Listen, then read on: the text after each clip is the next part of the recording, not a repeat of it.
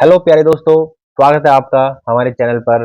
आज फिर एक नई वीडियो के साथ, जिसमें साथियों मैं आपको समाज के सवालों की प्रैक्टिस कराऊंगा।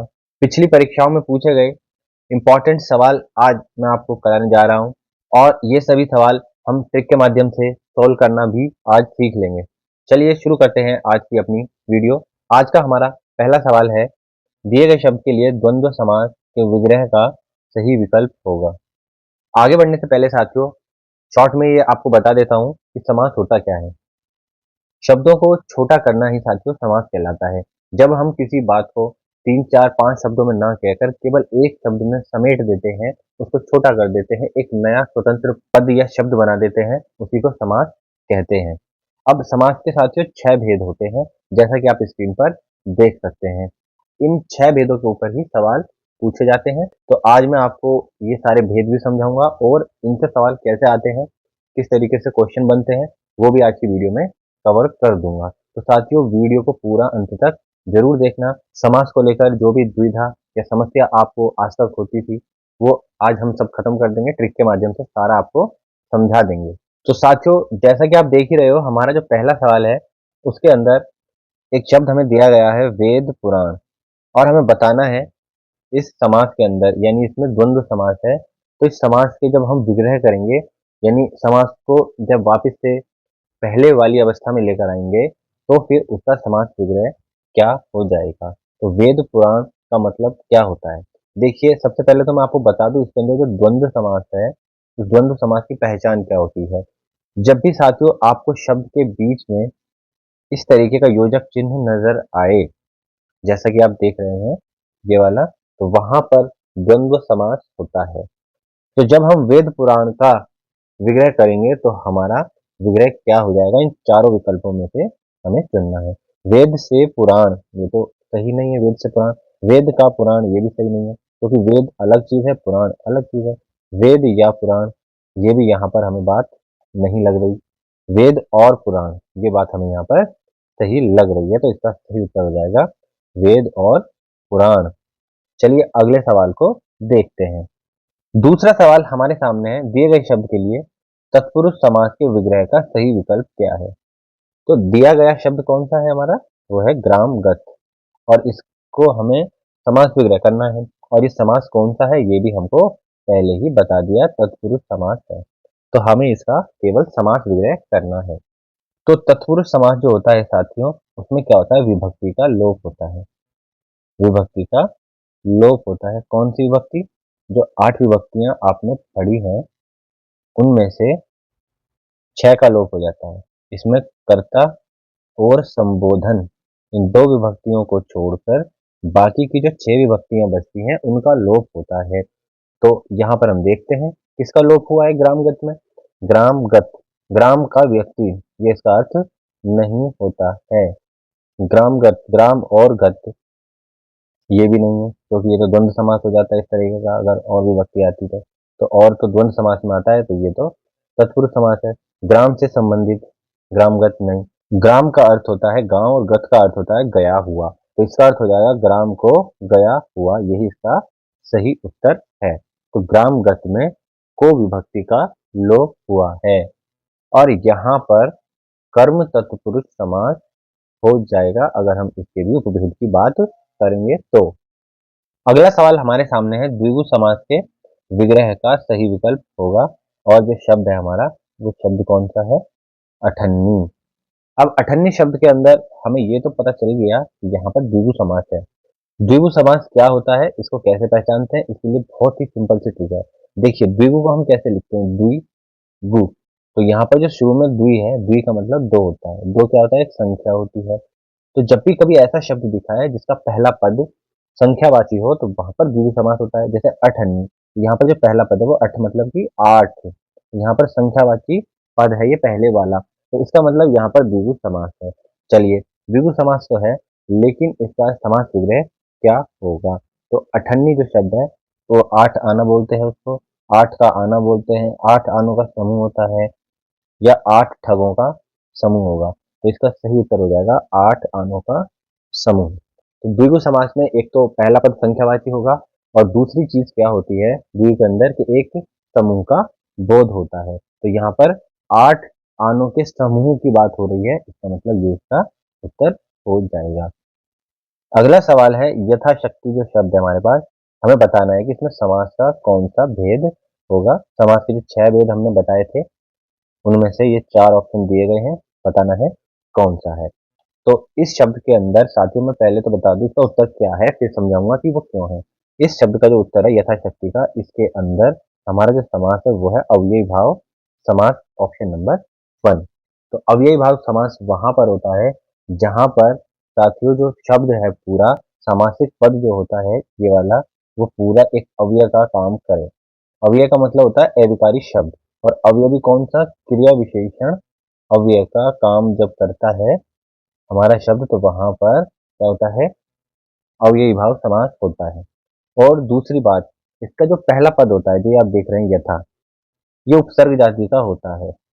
पहला पद जो होता है वो एक उपसर्ग जाति का होता है, जैसे यथा हो गया, आ हो गया, निर हो गया, भर हो गया। अब इस तरह के उपसर्ग से जो शब्द बनेगा वो हमारा अव्ययी भाव समास होगा।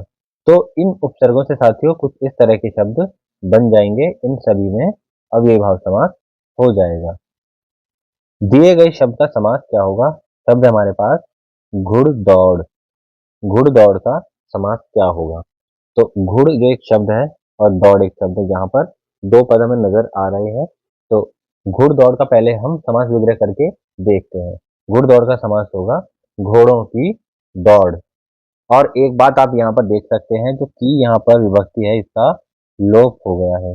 जब भी विभक्तियों का लोप हो जाता है तो वहां पर तत्पुरुष समास हो जाता है, और तत्पुरुष में भी कौन सी विभक्ति का लोप हुआ है, वो उस तत्पुरुष का उपभेद हो जाएगा। तो यहाँ पर की विभक्ति का लोप हुआ है, का की के यानी के संबंध तत्पुरुष, यहाँ पर इसका उपभेद हो जाएगा।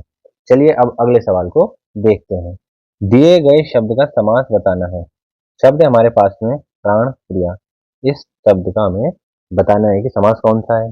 अब साथियों हमने अभी तक समास से कई सारे सवाल कर लिए, तो चलिए अब हम एक एक समास को यहाँ पर रख के देखते हैं कौन सा सटीक बैठता है। तो पहला जो हमारा ऑप्शन है वो है अव्ययी भाव, यानी पहला जो पद है वो उपसर्ग जाति का होना चाहिए। यहाँ पर ऐसा कुछ भी नजर नहीं आ रहा, ये तो उत्तर नहीं होगा। द्विगु समास में क्या होता है, पहला जो पद होगा वो संख्यावाची होना चाहिए। तो प्राण जो शब्द है वो संख्यावाची तो नहीं है, इसका मतलब द्विगु भी नहीं है। प्राण प्रिया, तो प्राण प्रिय जो शब्द है, पहले हम अगर तत्पुरुष हमें यहाँ पर जांचना है तो इसका हम पहले विग्रह कर लेते हैं। तो इसका जब समास विग्रह करेंगे तो हमारे पास आएगा प्राणों के समान प्रिय। तो जहां पर भी साथियों के समान या फिर है जो, जहां पर भी ये दो चीजें हमें समास विग्रह में नजर आ जाए, के समान या फिर है जो, तो वहां पर हमारा कर्मधारय समास हो जाता है। ऑप्शन नंबर बी इसका सही उत्तर है। कर्मधारय समास में क्या होता है, जो दोनों पद होते हैं उनमें संबंध होता है कौन सा, या तो विशेषण विशेष्य संबंध होगा, एक पद विशेषण होगा दूसरा विशेष्य होगा, या फिर उपमेय उपमान का यहाँ पर संबंध होता है। और ये भी अगर याद ना रहे तो कोई दिक्कत नहीं, बस एक शब्द देख लेना, समास विग्रह कर लेना, के समान और है जो, ये आपको समास विग्रह में अगर निकल के आ जाता है तो वहां पर कर्मधारय समास होता है। अगला सवाल है साथियों, और हमें शब्द दिया गया है नवरात्र। नवरात्र शब्द में बड़ा ही आसान है पहचानना कि कौन सा समास है, क्योंकि जो हमारा पहला पद है वो यहाँ पर हमें दिख रहा है कि ये संख्यावाची है। जहां भी संख्या का मामला आ जाए पहले पद में तो वहां पर हमारा द्विगु समास होता है। 9 यहाँ पर हमारा संख्या आ गया है, तो यही इसका उत्तर है। चलिए अगले सवाल को देखते हैं। 8वां सवाल, कनक लता का समास भेद क्या होगा। देखिए पहले इसका मतलब समझिए, यहाँ पर पद देख लीजिए कनक और दूसरा पद है लता। कनक का अर्थ होता है स्वर्ण, यानी कि सोना। साथियों आपने कवि बिहारी का एक प्रसिद्ध दोहा सुना होगा, कनक कनकते 100 गुनी मादकता अधिकाय, यही खाए बौराए जग उही पाए बौराए। तो कनक का जो एक अर्थ होता है वो होता है सोना, स्वर्ण, और स्वर्ण लता यानी सोने की लता। तो साथियों इसका समास विग्रह हो जाएगा स्वर्ण है जो लता। तो यहाँ पर उपमेय उपमान का यहाँ पर संबंध हमें नजर आ रहा है। उपमेय उपमान क्या होता है यह भी जान लीजिए। तो उपमेय जो होता है साथियों, जिसकी तुलना की जाती है वो उपमेय होता है। तो यहाँ पर लता की तुलना की जा रही है और जिससे की जाती है उसको कहते हैं उपमान। तो यहाँ पर स्वर्ण से यानी कनक से की जा रही है, सोने से की जा रही है, तो यहाँ पर ये क्या हो गया, उपमान हो गया। तो जब उपमेय उपमान संबंध हो गया तो वहां पर क्या हो गया, कर्मधारय समास, इसका उत्तर हो गया। और इसकी पहचान मैंने क्या बताई थी, है जो या फिर के समान। तो यहाँ पर है जो आ गया, यानी स्वर्ण है जो लता, स्वर्ण है जो लता, ठीक है, स्वर्ण जैसी लता। तो इस तरीके से साथियों आपको उत्तर निकालना है। चलिए अब अगले सवाल को देखते हैं। अगला शब्द है साथियों कथा साहित्य। हमें बताना है कि इसके अंदर समास का कौन सा भेद है। चलिए एक एक ऑप्शन को यहाँ पर चेक करते हैं, उसके बाद आंसर निकालते हैं। तो पहला जो भेद है वो है अव्ययी भाव। तो अव्ययी भाव के लिए पहला जो पद है वो यहाँ पर क्या होना चाहिए, उपसर्ग जाति का होना चाहिए, जो कि नहीं है, इसका मतलब ये गलत है। कर्मधारी समास के अंदर हमने आपको बताया था दो तरह के भाव निकलने चाहिए जब समास विग्रह करेंगे। तो यहाँ पर होना चाहिए है जो और के समान। तो अब इन दोनों में से समास विग्रह में कुछ भी यहाँ पर भाव नहीं आएगा। कथा है जो साहित्य, कथा के समान साहित्य, तो इस तरह का कोई भी भाव नहीं है, इसका मतलब ये भी उत्तर नहीं है। अब द्विगु को देखते हैं। द्वि का मतलब होता है दो, यहाँ पर द्वि है ना, द्वि का मतलब होता है दो। दो क्या है, एक संख्यावाची शब्द है। तो जब संख्यावाची होता है पहला पद, वहां पर यह होता है, तो यहाँ पर पहला पद संख्यावाची नहीं है। अब हमारा जो चौथा ऑप्शन है वो है तत्पुरुष, तो ये यहाँ पर गलत है, तत्पुरुष नहीं है साथियों। इस विकल्प के अंदर है द्वंद्व, क्योंकि इसके अंदर द्वंद्व समास है। यहाँ पर हमें साफ तौर पर ये योजक चिन्ह यहाँ पर दिख गया, इसका मतलब द्वंद्व समास यहाँ पर हो जाएगा। और इसका समास विग्रह करेंगे तो हो जाएगा कथा और साहित्य। तो यहाँ पर जब भी और का लोप हो जाता है वहां पर द्वंद्व समास होता है। 10वां सवाल हमारे सामने है, दिए गए शब्द के लिए तत्पुरुष समास के विग्रह का सही विकल्प बताइए। जो शब्द है हमारे सामने वो है लौह पुरुष। लौह का मतलब होता है लोहा, पुरुष तो आप जानते ही हैं। अब इसका समास विग्रह करना है, तो समास विग्रह में एक एक ऑप्शन को जांच लेते हैं। लौह पुरुष यानी लोहे का पुरुष, तो साथियों लोहे का तो कोई पुरुष होता नहीं है, तो ये तो इसका उत्तर नहीं हो सकता। लोहा और पुरुष भी इसका उत्तर नहीं हो सकता। पुरुष के समान लोहा, यहाँ भी कोई सेंस नहीं बनता है, तो यहाँ पर है लोहे के समान कठोर एवं शक्तिशाली पुरुष, या कह सकते हैं लोहे के समान पुरुष। तो यहाँ पर के समान जो है वो यहाँ पर आ जाएगा जब इसका विग्रह करेंगे। जहां भी के समान और है जो, इन दोनों में से कोई सा भी दिख जाए वहां पर कर्मधारय समास होता है। और कर्मधारय समास होता है वो तत्पुरुष समास का ही एक भेद होता है। दरअसल तत्पुरुष समास के दो भेद होते हैं, कर्मधारय समास और द्विगु समास। ये दोनों जो है कर्मधारय के ही भेद माने जाते हैं। तो मूल रूप से समास के चार भेद होते हैं और तत्पुरुष समास के अंदर ही ये वाले दो आ जाते हैं। तो कंफ्यूज नहीं होना अगर ऑप्शन में कर्मधारय नहीं दिया गया है तो। दिए गए शब्द के लिए तत्पुरुष समास के विग्रह का सही विकल्प है। तो तत्पुरुष समास है हमारा और शब्द हमारे सामने है राज्य भवन। राज्य भवन शब्द का विग्रह करना है, तो क्या हो जाएगा, राज्य का भवन, भवन रूपी राज्य, राज्य पर भवन, राज्य के लिए भवन। तो साथियों इसका उत्तर बहुत ही आसान है, राज्य भवन यानी राज्य के लिए भवन, ऑप्शन नंबर डी। दिए गए शब्दों में से द्विगु समास ज्ञात कीजिए। द्विगु का मतलब संख्या वाला, तो संख्या कहाँ पर है देख लेते हैं, चतुर्भुज, इसी में हमारी संख्या दिखाई दे रही है। चतुर का मतलब होता है चार, तो चतुर्भुज यानी संख्यावाची है, यही हमारा उत्तर हो जाएगा। यहाँ पर भी संख्या नहीं है, यहाँ पर भी नहीं, यहाँ पर भी नहीं है, तीनों इसका उत्तर नहीं है। दिए गए शब्द का समास विग्रह क्या होगा। तो यहाँ पर हमारे पास शब्द है दुरात्मा। दुरात्मा का मतलब, दुर का मतलब होता है बुरी, और आत्मा तो आप जानते ही हैं आत्मा, तो बुरी आत्मा। तो जब हम इसका समास विग्रह करेंगे साथियों तो वो क्या होगा ये बताना है। तो पहले मैं आपको बता दूं इसमें समास कौन सा है, तो फिर उससे आपको अंदाजा लग जाएगा। समास इसमें कौन सा है, तो दुर का मतलब होता है बुरा, और आत्मा हमारा क्या है, एक शब्द है। तो यहाँ पर आत्मा जो शब्द है वो है विशेष्य, और विशेष्य की विशेषता है बुरी, बुरा। तो यहाँ पर दुर्ग शब्द है वो क्या है, विशेषण है। तो यहाँ पर विशेषण विशेष्य संबंध हमें नजर आ गया। तो इसका समास विग्रह होगा बुरी है जो आत्मा। तो इसका उत्तर हो जाएगा बुरी आत्मा वाला, या बुरी है जो आत्मा, ऑप्शन नंबर 1। डर की आत्मा, दूर से आत्मा, दूर की आत्मा, ये सब नहीं है।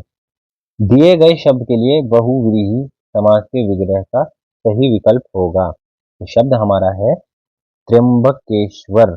साथियों, इस शब्द के अंदर बहुव्रीहि समास है। अब बहुव्रीहि समास क्या होता है? तो एक बात आप याद रखिए, जब भी साथियों हमारे शब्द में, जो हमें शब्द दिया गया है, उनमें से कोई भी पद प्रधान नहीं हो, कोई भी पद प्रधान नहीं हो, वहां पर बहुव्रीहि समास होता है। तो कोई तीसरा पद प्रधान होता है।